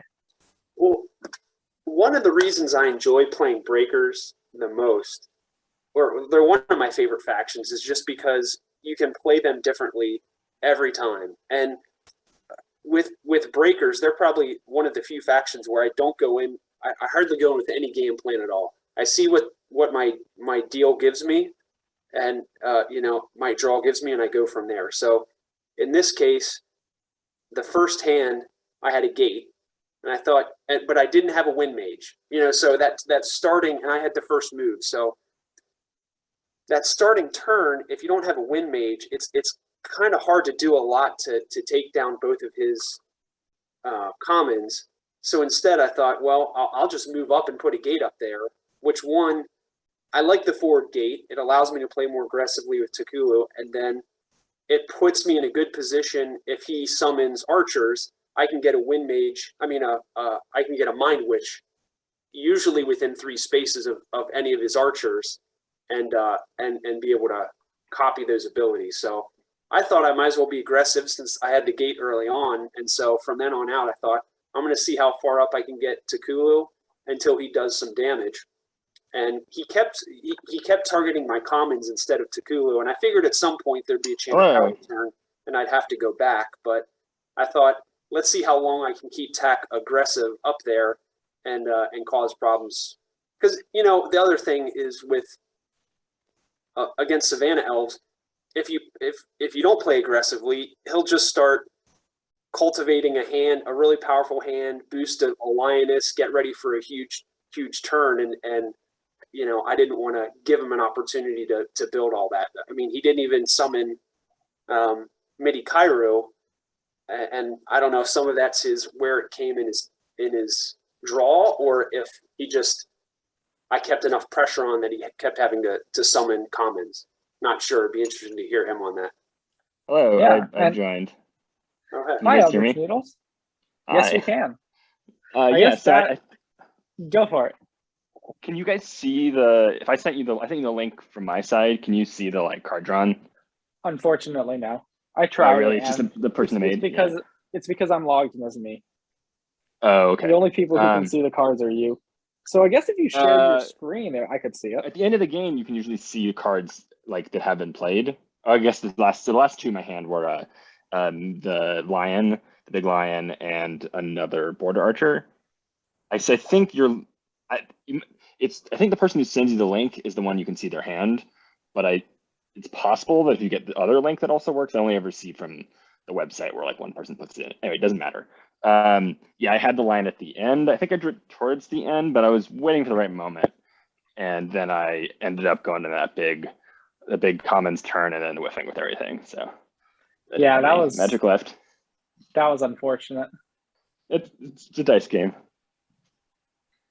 True. All right, I'm trying to reload the website and see if I can see those cards, if it works now the game's over. Is the link that I sent you different from the link It is not. letters? Oh, okay, so then there's no way. Yeah, it's probably just overmade the game as the default user. Got it.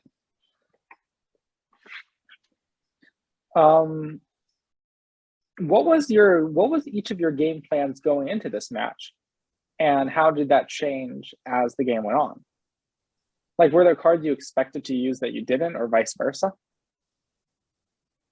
Well, for me, once I got that gate and I didn't have that wind mage on the first turn, I decided to be aggressive. And for I had the commons where I just wanted to keep the flow of commons going. If I can have a deceiver, I got that deceiver up on his gate. Yeah, that was super effective. And that helped me out. So I was trying to keep that the flow of commons going where I could counteract a lot of his beefy commons. And my first champ was Kalal, and I just didn't have enough magic to summon her, so I discarded her.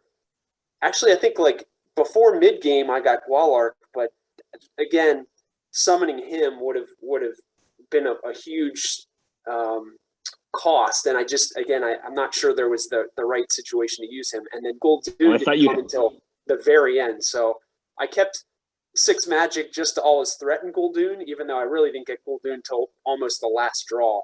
So I just tried to hold out as long as I could with the commons. I was playing around the one who grants flying by keeping my Spirit Mage in the corner there, because you could have pulled them down and then got food in bed.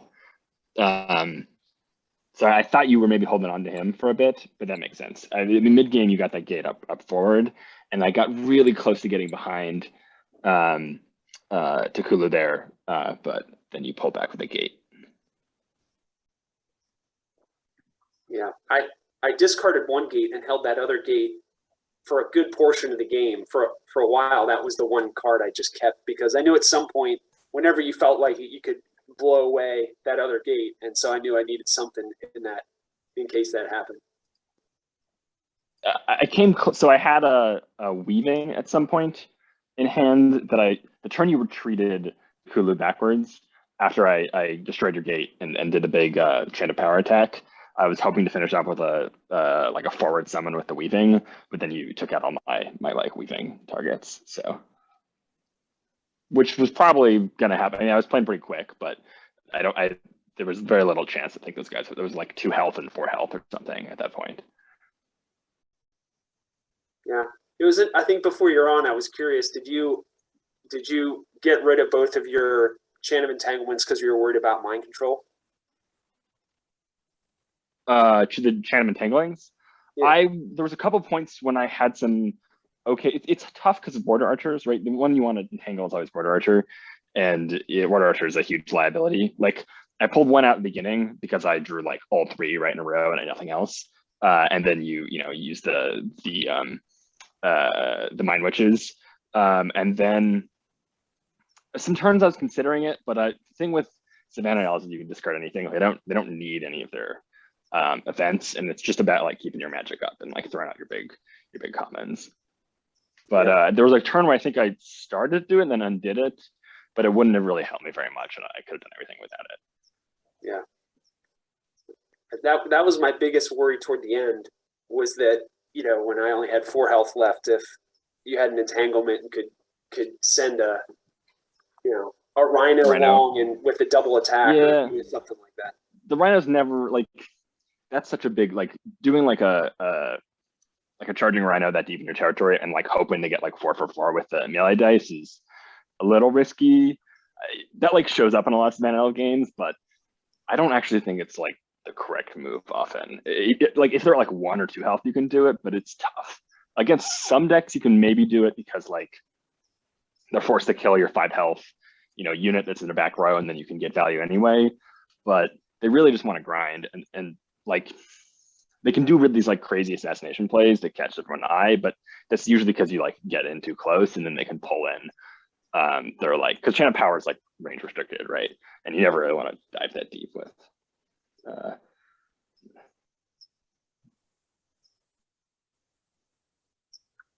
I was thinking a while that you were going to do a big chant of power play against Takulu when Takulu was sort of cooped up in that F4 stage. I did. Did you choose? You yeah, I did eventually did. Yeah, I used the Macandia to hit it for like 7 damage or something. That's pretty good.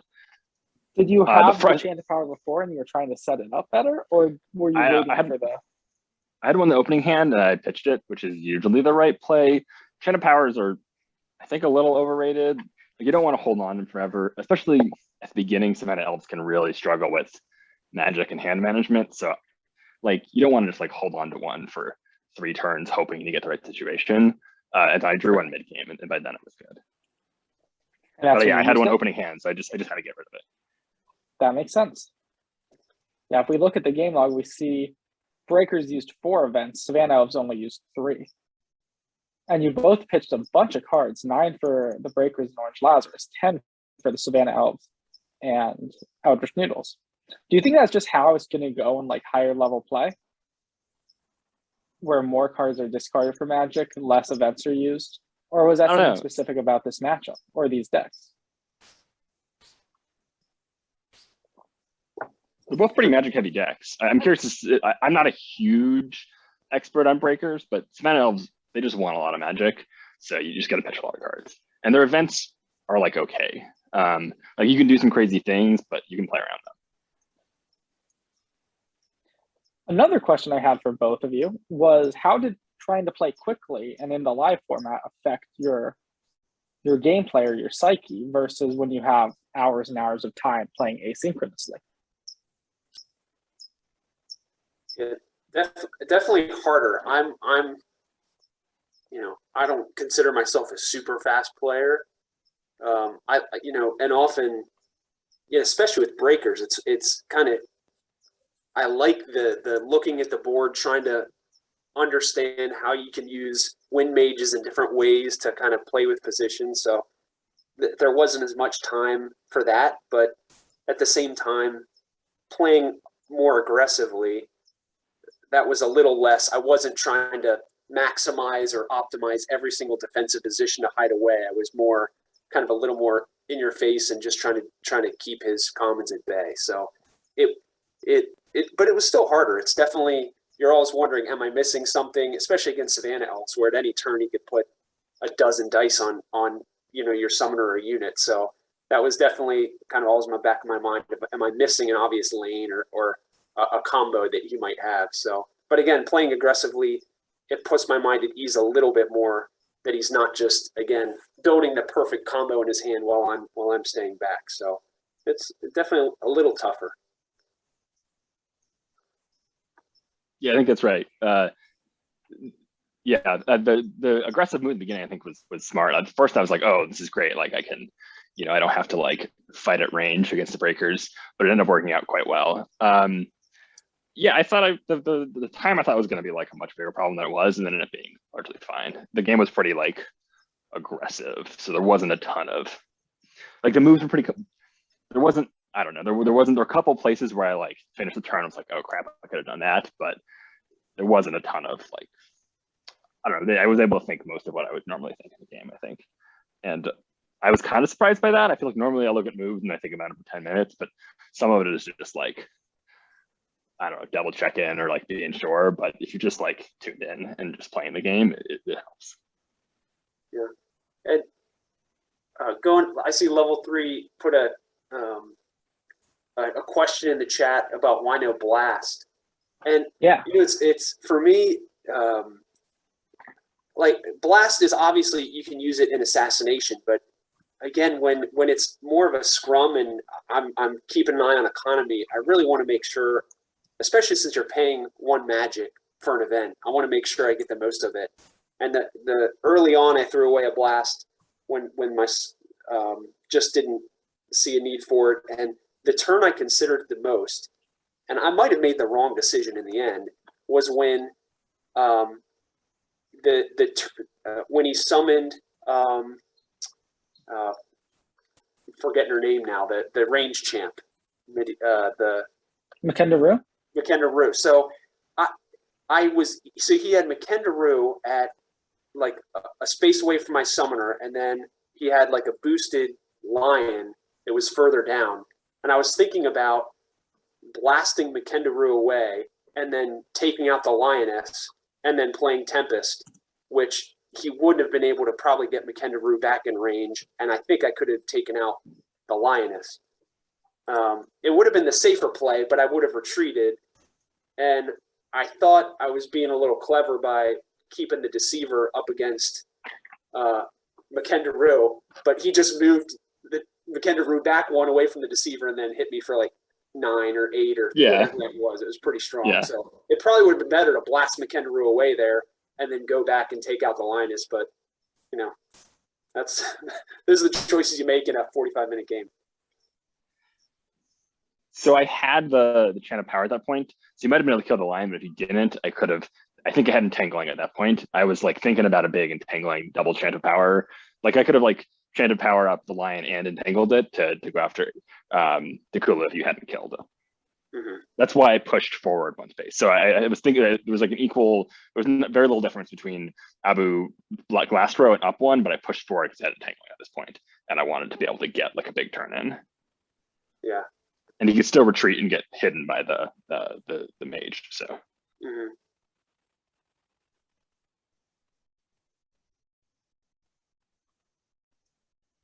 A question from Eantic. Let me pull it up. For both players, what was the hardest turn for you to play? And if you can help me, like tell me where it is so I can try to find it, show it as you're talking about it. I would appreciate that.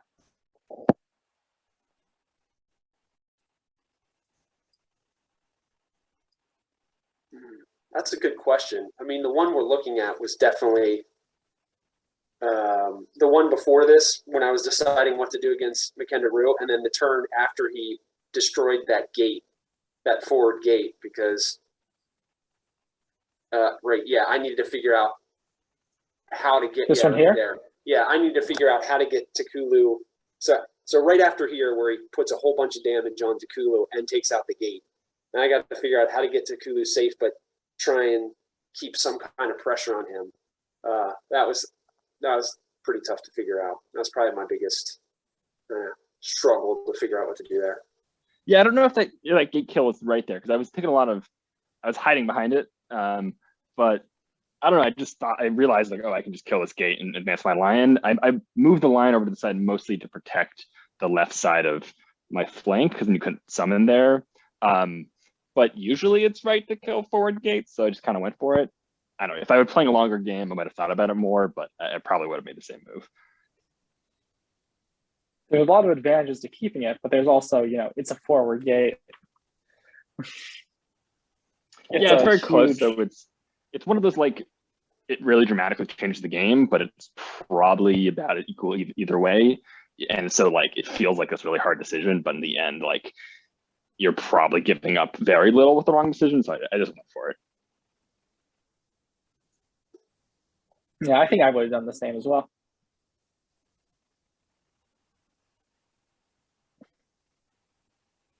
Are there any other questions, people? Go ahead. I don't know. I'd have to kind of go back and look at. There was a couple turns when I thought for a while. At the end, I'm not sure. There was one turn I think I thought for quite a while on. Oh, the hardest turn just emotionally was after I whiffed all those ooh, yeah. dice, and I was at the turn after I could have gone and tried to kill the Mind Witch. So I had another border archer in my hand, and I could have put that forward and boosted it and then attacked with it, and that would have been very helpful. But I was like one move short of being able to do that and also take out the other things. And I was like, because I knew that the right move was to kind of go all in and hope I rolled well because I was behind. But I was like a move short. If mage had been one, if I had kept my mage one space to the right, I would have been able to do all of it and it would have been great. But yeah, that's how it goes. Like you don't know the turn before. You can't really think in the future too much because it's all random. Yeah, I think I remember you talking about how me and Water D were talking about how that one was really bad. That 0 for 4 on the Mind Witch. Yeah, so I made a mistake there because I should have attacked with Mind Witch first. And then this is the kind of thing you'd think of if you had a longer game. So you attack with the Mind Witch first, and then you attack with the Rhino. But I just like went for the Rhino for the the Wind Mage because that's the one I wanted to kill. I was thinking about. But if I had done the Mind Witch attack first, I then could have finished it off, and it would have been a huge difference killing that Mind Witch versus killing the or splitting damage across the two. So that was a total mistake on my part. Yeah, but in this case, the Mind Witch went 0 for 4, so you ended up being all right. Or as did it attack as afterwards? it can be. No, the turn after, I think it did a bunch. This was the turn I missed with all my. Yeah, but you went 0 for 4 on the Mind Witch, so whether you attack. So if if I attack with Mind Witch first, then 0 for 4, then my Rhino next to it could have attacked for 2, and then hopefully kill. I ended up rolling 1 for 2, so it didn't matter. Right, I didn't kill either of them. And the Mind Witch was more important because it could have immediately mimicked. It was just a sequencing mistake. Yeah. Gotcha. I think there was another one of those earlier where you killed the archer with the border archer with your Mind Witch, and then didn't have a swift anymore, swift shot, so you couldn't attack a second time. And we were talking about how when you read this, it kind of seems like even if you kill the unit that the Mind Witch copied, you feel like you would keep the abilities till the end of the turn based on the wording of Mimic. But that just did that? I don't know if that happened this game, or maybe it did, but I wasn't thinking about it. I'm not sure. Yeah. I messed up on turn 5? Oh, you did that, yeah. And I messed up and I had bad dice, so I got the worst of both. Is gonna figure out where it is. Where I took out the archer too soon, and then I rolled a 1 for 3. It wasn't a strong move. Probably one of those things on a 3-day game you pick up, but Yeah, it's tough with those because sometimes you hope you're gonna just split the attack, but then you miss on the second shot, and it's better to guarantee the kill. But yeah, it's probably the right move.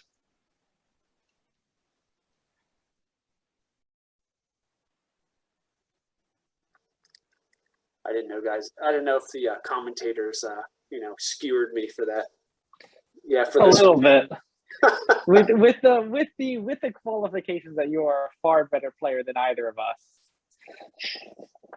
So we have a lot of respect. Yeah. Even if we were giving you a little bit of heckling for that one. This one right Every here. time I play Orange Lazarus, it's like getting to the end of the game, and then some of it's dice rolling, but some of it's definitely I feel like you have a closer style to mine, but you just kind of outplay me sometimes. So I watch Massimo and Donkey sometimes, and they have a lot more standoffish style. I don't think I've ever played Donkey, but we played a few times, and you'd have a similar kind of. I think closer to mine than other people, but you just keep beating me with those zombies and other things. But that's the way it goes. I'll tell you what. Well, I see Donkey's on here. Man, I played him. I think it was in a tournament where he had Savannah Elves, and it was more of the defensive game, and that is just inviting pain when you give Donkey the opportunity to just build up power in Savannah Elves. So I think I've learned my lesson in playing against. When I can be aggressive, I'll try and be more aggressive, because it's not that breakers can't hold their own. They can, but I feel like a capable Savannah Elf player is going to figure out a way to just punish where it's going to be a little harder, because that Gul'dun's not going to get it done in a long range defensive game. Kalal maybe, but I'm either going to play midfield or aggressive with tack, usually against Savannah Elves for that reason. Yeah, it's tough. I don't know for this matchup. So I tend to play a lot of the border archers because they're just so good in Savannah Elves, but it's so dangerous against breakers. So you can play a long. So I think it probably ends up being better for the Savannah Elves to play a long range game, because at worst you're just kind of trading shots with the Mind Witches, and the Mind Witches kind of need to be in close. So it's probably for the better. We had such a knife fight that you're able to get a lot of value out of that. But yeah, that's their core unit, and it's really kind of hamstrung by the Mind Witches. We saw a similar thing with the summons. We see very few border archers from the Savannah Elves. 4 deceivers, 4 mind witches, 4 wind mages for you for summons, 1 wind archer or Lazarus. Was that intentional, or was that a economy play, or do you think they're just not very good in this matchup? Well, I think they're good in this matchup, but it was more kind of how the game played out. Whenever I can get a deceiver, I'm trying to stick that deceiver either right on his gate or on top of one of his ranged units. And with that 4 gate and some wind mages, because then I can push around the deceivers. So the wind mage and the deceiver obviously really complement each other. And then I'm playing a mind witch whenever there's an archer within 3 spaces. So it just kind of played out that way. And there were times where I maybe could have, but they're expensive. So you want to make sure when you do summon them, you get a good value out of them. And so I was discarding them mainly to try and kind of keep the momentum going and get enough out for Gul'dun, who again didn't come until the very end. Yeah, so I had the lion at the very end, so that was probably right to hold on to that. If the dice had gone a little bit different, if I'd still been close to the end, I probably could have squeezed out a lion, which would have been So you having that last champion hand, which I was clear by the magic, was kind of sealed my fate. Yeah. And that one wind archer summon did get summoned on turn 9 and survive all the way until the end of the game, dealing the final blow. Yeah. So you did a good job. Yeah, it did survive, didn't it? I tried to keep her back and keep hiding her with the wind mage. It's interesting with the actually I think I had Gul'dun I could have summoned Gul'dun the turn before I did, but that's when you killed all my commons, and so I just would have had Gul'dun hanging out pretty much by himself. Just threatening a big the wind archer. Champions are best when you have a lot of commons out, because you usually can't summon them and other commons. So if you're out of units and you summon a champion and then just only move your champion, that's terrible, right? So if they're going for a big champion play, you want to try to clean out the commons. That was actually the turn I thought the most about. That was definitely because I had an earlier move that I think I would I was just playing with it, and I had an earlier move when I was going to do a Rhino play, I think, and then I realized, oh wait, because I was trying to use my my summoner to hit for 5. And then I realized, I can just use all my comments to shoot a bunch, and it's the same thing and much better. Yeah. All right. Well, I won't keep you guys forever. Thanks for That's fun. We were willing to play. It was fun and kind of interesting to debrief on it and hear what the other person's thinking. So. If I can ask one more question from level 3 CPU, bigger post tournament question: what is your plans after this? Plans after this? What for the next tournament? What's your for the next tournament for Summoner Wars in general? What's next in the life of Orange Lazarus and EldritchNoodles? I don't know, man. It's fair. fun. It's fun to play. I am interested for the new factions. I feel like, and who knows, maybe this isn't true. I feel like as the game gets deeper, others will start to pass me because I'd love to play test. I've barely even looked at the new cards for the new factions. For me, I kind of learn when I play, and I learn when I get beat. And so I enjoy playing people who beat me and kind of teach me new things. So, but it's been fun to, I haven't played Polar Dwarves a lot just because I get so frustrated when I lose. At least the double ram's gone. Even the single ram, I'm coming to terms with.